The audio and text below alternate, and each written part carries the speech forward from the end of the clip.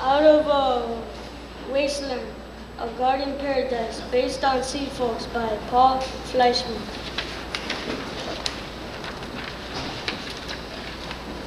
Gonzalo. Before the garden, I had just arrived from Guatemala. I was in 8th grade and could speak English when my mother's family joined us.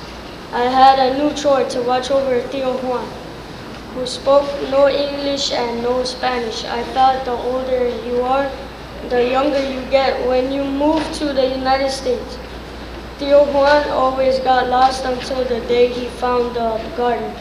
He studied the leaves and observed the sun. After Tío Juan went regularly to dig and plant in the garden, he changed from a baby back into a man. Leona. I grew up in Atlanta. Granny did not believe me and could believe in doctors or surgeons, but believed in everything could be cured with goldenrod tea. I was living in Cleveland with 2 sons in high school.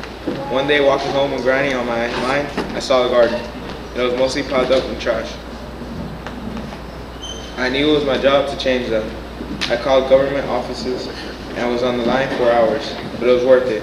After they sent me to clear out garbage, I planted some goldenrod in Granny's memory. It was as if her spirit had led me to that garden.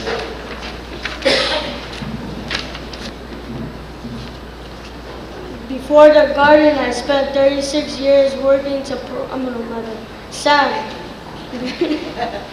Before the garden, I spent 36 years working to promote world peace. I considered myself a fisherman mending ribs in fishing nets. Only difference was I mended people. Then I saw people looking at inmates clearing out trash from the empty lot. One woman said it was a garden for everyone. But there was no peace in the garden. People took sides with their own kind, and paradise turned back into Cleveland. There seemed to be more than war, peace in the garden. Curtis. Before the garden, I was built and a player. My girlfriend Letitia never liked girls hanging around. When she slammed the door in my face, I realized I had lost the most precious thing in my life. Then I determined to change my ways and fight to get back her love. When I learned she was still single, I knew I had a chance. I planted tomatoes in the Gibb Street garden, right in front of Letitia's apartment window. I took care of those tomatoes just like the new me would. Took care of Letitia with love. After I posted a sign that said Letitia's Tomatoes, I noticed her sweet face peeking out the window. My heart melted.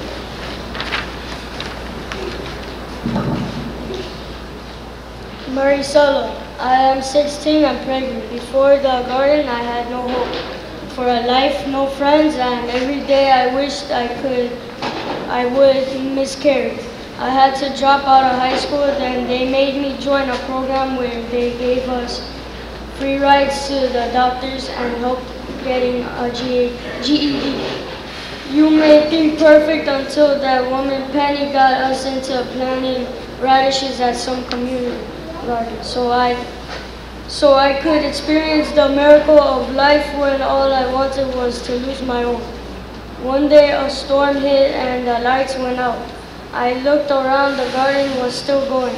I saw that I was part of this nature and that needed no electricity. There was a world in the seeds being planted in the garden. After that day in the garden, I stopped wishing my unborn baby would die. Florence. My family was known as Sea Folks because they were the first family to move into Gunnison River. I think of them when I see the people who started started the garden on Gibb Street. I would have planted in the garden too if it weren't for my arthritis. I settled for being a watcher. Even though I just watched, I admired the gardeners from afar. On my daily walks all through fall, I was sad to see the garden turning brown. Fewer and fewer people came out to the garden and lost its flame. By November, the garden was deserted, but winter melted and spring rose once again. Still, nothing grew in the garden. Then one day I saw a little girl planting some lima beans. I got shivers down my spine to know the garden had not died out. Yeah.